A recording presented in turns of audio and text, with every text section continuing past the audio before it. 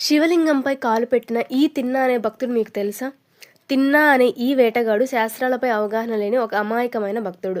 పగటిపూట వేటాడి రాత్రిపూట సువర్ణముఖ నదిలో నుంచి నోటితో నీళ్లు తెచ్చి అభిషేకం చేసి వేటాడి తెచ్చిన పచ్చి మాంసాన్ని పరమశివునికి నైవేద్యంగా అర్పించేవాడు. ఉదయం వచ్చిన పూజారులు శివలింగం మీద పచ్చి మాంసం అలాగే ఎంగులు చూసి దిగ్భ్రాంతి చెంది ఎవరో అపవిత్ర పూజలు చేస్తున్నారు అని భయపడి దేవుని ప్రార్థించాడు.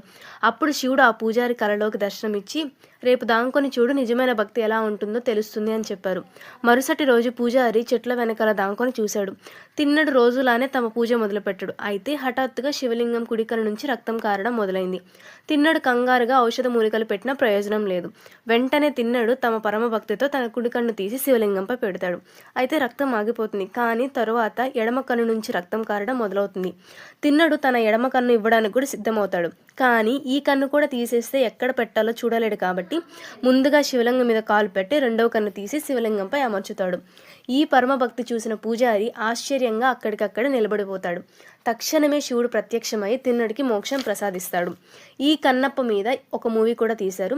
ఇది జరిగిన ప్రదేశం ఆంధ్రప్రదేశ్లోని శ్రీకాళహస్తి. కన్నప్ప తన కళ్ళు అర్పించిన ప్రదేశాన్ని కన్నప్పేశ్వర కొండగా పిలుస్తారు. అక్కడికి చేరుకోవడానికి సుమారు 325 మెట్లు ఎక్కాల్సి ఉంటుంది. పైన భక్త కన్నప్ప ఆలయం ఉంటుంది. అలాగే ఆలయం పైన శ్వేతవర్ణంలో శివపార్వతుల విగ్రహాలు దర్శనమిస్తాయి.